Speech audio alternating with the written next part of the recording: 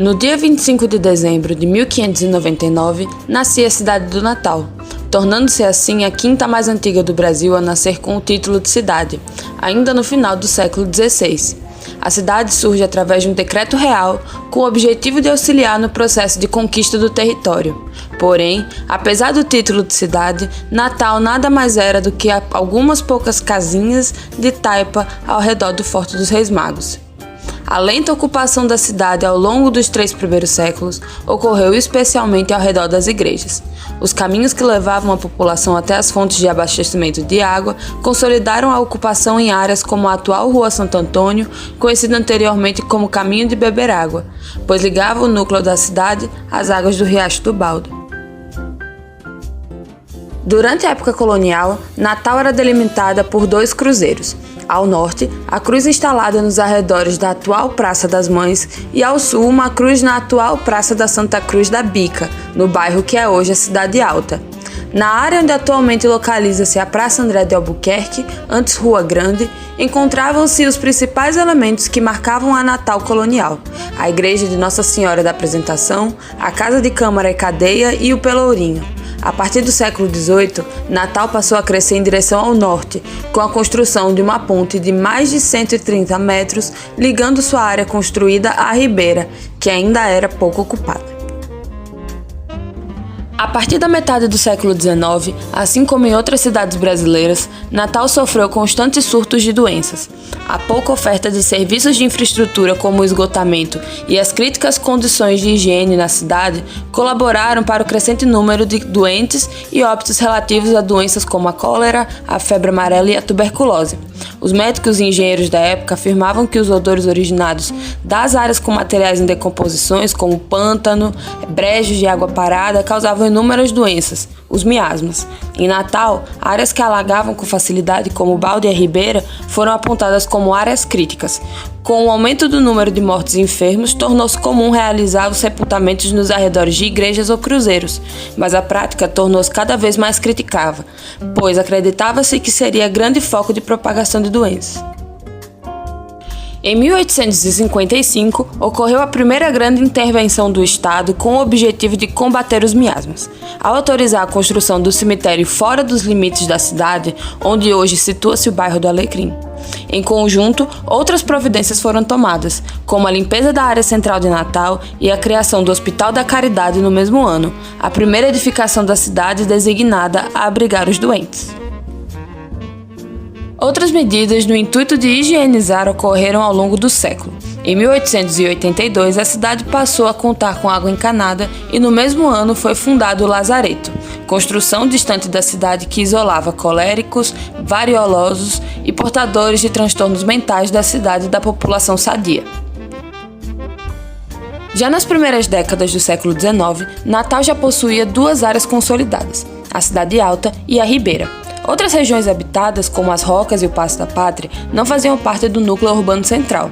Nas descrições das ruas de areia solta causada pela quantidade de vento e de areia proveniente das dunas, observavam-se menções a novas ruas, como a Rua do Aterro, a atual Junqueira Aires, ou a Rua da Alfândega, a atual Rua Chile.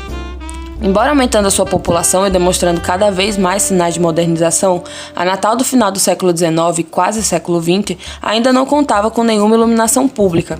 Em 1859, o presidente da província, Oliveira Junqueira, inaugurou a iluminação pública em Natal, com a compra de 60 lampiões divididos entre a Cidade Alta e a Ribeira. Entretanto, não havia manutenção e muitas vezes os lampiões deixavam de funcionar.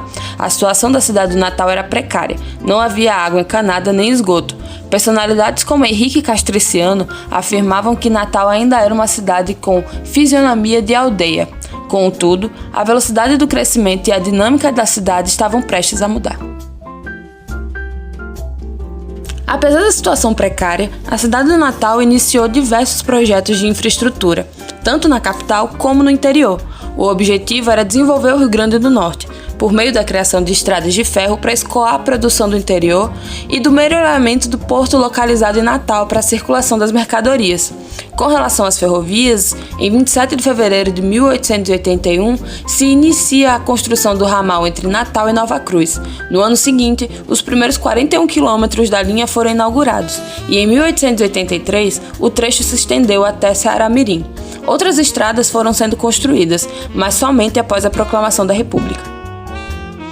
Já os melhoramentos para o Porto de Natal se iniciaram em 1903, com a dragagem do rio Potengi e a destruição da Pedra da Baixinha, que ficava na entrada da barra. Outros serviços executados foram a construção das guias correntes de pedra na margem do rio e plantio de gramas nas dunas, para evitar o assoreamento do mesmo. Por quase 30 anos, os serviços foram sendo executados até que em 1932 foi criado o Porto Organizado de Natal. Desde o início do século XX, a oligarquia Albuquerque-Maranhão iniciou esforços para reconstruir a cidade. No primeiro governo de Alberto Maranhão, entre 1900 e 1904, o pantanoso alagado na Ribeira foi aterrado e no seu lugar foi construída a Praça Augusto Severo e inaugurado o Teatro Carlos Gomes, hoje Teatro Alberto Maranhão. Também foram resolvidos problemas como a insalubridade, assegurando a limpeza e o asseio das ruas, calçadas, fachadas e muros. Também foi introduzido no sistema urbano o abastecimento de água e esgoto, além da iluminação pública, transportes como os bondes, comunicação através de telégrafos e redes telefônicas.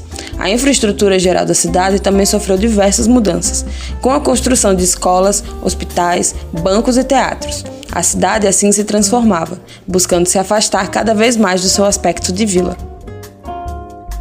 Motivado pelas transformações urbanas da capital potiguar, uma das mais importantes figuras públicas da época, Manuel Dantas, profere em 21 de março de 1909 a palestra Natal daqui a 50 anos, em alusão ao futuro que estaria reservado a Natal. Dantas, em seu discurso para 240 pagantes no Instituto Histórico e Geográfico do Rio Grande do Norte, ridiculariza dos críticos, reescreve a história da fundação da cidade e se lança a pensar como ela seria em 1959. Dantas dizia em seu discurso: um dos pontos mais atraentes da cidade, com seus cassinos e hotéis monumentais, coroados de altos terraços, onde os aeroplanos vêm aterrar. As estações da estrada de ferro aérea que corre pela crista dos morros, as escadarias de mármore e de granito descendo para o mar e para a planície, as casas de campo dependuradas da encosta como ninhos, um misto de progresso e de poesia, a harmonia das coisas, o consórcio do passado e do futuro. O discurso do jornalista Manuel Dantas surge como um dos primeiros manifestos futuristas natalenses, em que de fato há uma adesão popular a esse discurso. Tornou-se também, com o passar do tempo, o mais famoso. Mas o que há de tão especial no discurso de Manuel Dantas? Quais foram as características que de fato moldaram o manifesto do jornalista potiguar? Quais eram suas influências? Desde o início do século XIX, em território potiguar, começa a ter diversos políticos e intelectuais com formação acadêmica. A grande maioria desses eram filhos de famílias enriquecidas com a criação de gado e o plantio de cana-de-açúcar. Com o dinheiro e influência, esses se encontravam com maior facilidade em adentrar na política e na elite norte-riograndense, passando a ocupar cargos administrativos a nível estadual e municipal. Além disso, muitos dos sujeitos que ocupavam esses cargos haviam tido a oportunidade de estudar no exterior, mais precisamente na Europa. Esses intelectuais e políticos chegavam no exterior com ideias de modernização para Natal, após experiências nas cidades capitalistas modernas. O discurso de Manuel Dantas já se mostra, por si só, um discurso extremamente modernizador. Esse anseio pela modernização e pela integração de Natal no mundo capitalista moderno se mostrava claro a cada trecho da narrativa de Dantas. Porém, seu ápice modernizador está claramente no trecho em que se é citado a ideia da estrada de ferro transcontinental. Essa estrada férrea consistia numa tentativa de aproximar Natal do mundo civilizado, através de um caminho que, partindo de Londres, passa o Canal da Mancha, percorre a Europa e o norte da Ásia, atravessa o Estreito de Bering, corta a América do Norte, galga o cimo dos Andes, desce pelos Campos Gerais de Mato Grosso e Goiás, segue o Vale do São Francisco, paira sobre a Cachoeira de Paulo Afonso, uma fantasmagoria através das luzes de miríades de lâmpadas elétricas, e vem terminar em Natal. Também se fala da construção de um grande porto, que resolveria de uma vez por todas as questões comerciais natalenses e aproximaria Natal da Europa. Apesar de parecer um plano utópico, e que de fato era, o discurso de Manuel Dantas não era apenas um plano para Natal do futuro, mas também uma crítica política. Mas como um discurso tão modernizador que chega a ser irrealizável, há de ter alguma crítica política? Simples. Como mencionado antes, no início do século XIX, Natal recebia intelectuais que voltavam de seus estudos na Europa. Com a chegada de novos agentes políticos, a conjuntura iria se alterando aos poucos, e começam a surgir as primeiras oposições ao grupo oligarca dos Albuquerque Maranhão, grupo esse que o Dr. Manuel Dantas fazia parte, tendo sido vice-governador do estado e governador interino. Por conta disso, além de um discurso meramente modernizador e utópico, Manuel Dantas também fazia uma crítica à oposição do governo, defendendo-se das acusações que faziam ao programa de investimento e endividamento que vinham ocorrendo. Sempre de forma sutil e prolixa, Dantas buscou não apenas apresentar seus projetos de engrandecimento para Natal, mas também atacar seus críticos pessoais e os do governo. Por fim, a palestra tinha como objetivo dar voz aos sonhos dos moradores de Natal e viver uma grande cidade cosmopolita. Ao que parece, Manuel Dantas desperta nos ouvintes algo que, para além do desejo de transformar o espaço urbano, alimenta uma utopia, quiçá por 50 anos. E é isso que nós vamos ver agora. Belle Époque, em português Bela Época, foi o período compreendido entre as modernizações de Paris e outras cidades europeias, 1871, até o início da Primeira Guerra Mundial, em 1914. Esse momento foi de grande crescimento para as artes, para as tecnologias e para o cotidiano das pessoas. O modo de se vestir, de se deslocar e mesmo o modo de se construir e morar a cidade se altera. Seria um período de lua de mel entre a modernidade e a sociedade. Uma nova arquitetura semelhante à feita na Belle Époque francesa é reproduzida no Brasil, e isso é percebido em seus principais edifícios. O estilo conhecido como eclético, que mistura outros estilos como o clássico, o gótico, o barroco, medieval e neoclássico, aparece nos principais edifícios das cidades, como nas prefeituras, escolas, hospitais e nos teatros. A partir de 1911, os bondes em Natal foram impulsionados a partir da eletrificação das linhas. Nesse momento, a concessionária responsável pela sua manutenção era a Empresa de Melhoramento de Natal, substituindo a anterior companhia Ferrocarril. O progresso foi notável e as linhas começaram a se estender. Todo esse crescimento dotava o espaço urbano local com importante transporte de circulação entre as principais áreas da cidade. Havia uma preocupação em integrar a Estação Ferroviária Central, pertencente à Ferrovia Central do Rio Grande do Norte, com o bonde facilitando o transporte de pessoas. Nesse caso, os trilhos passam em frente da estação tanto na ida como na volta. Percebe-se uma clara tentativa de realizar a integração entre transporte urbano, o bonde, com transporte regional, a ferrovia, interligando a capital com o interior do estado, onde se realizavam com mais intensidade, à época, as obras contra as secas. A década de 1910 teve no aspecto federal a diretriz política voltada ao entendimento da região nordestina nos mais variados aspectos e o dito combate às secas por meio de obras que permitissem não apenas socorros públicos, mas sim o desenvolvimento da região e a geração de renda para a população atingida pela seca. Nesse período, a Estrada de Ferro Central do Rio Grande do Norte estava sendo planejada e buscava-se definir qual o melhor ponto de partida para o seu trajeto, que deveria obrigatoriamente atravessar o sertão nas áreas mais assoladas pela seca. A afirmação de Natal como capital entrará em confronto com outras regiões do estado, isso porque o recurso advindo para a edificação da ferrovia deveria atender prioritariamente à área mais suscetível às intempéries. Todavia, esses recursos foram direcionados para Natal, com o propósito de reafirmá-la como centro hegemônico no estado, centralizando os fluxos comerciais na capital. O traçado, então, definido para a Estrada de Ferro Central do Rio Grande do Norte, partindo do Porto de Natal, foi estudado e detalhado pela equipe do engenheiro Sampaio Correia, que futuramente teria seu nome atrelado à ferrovia como forma de homenagem.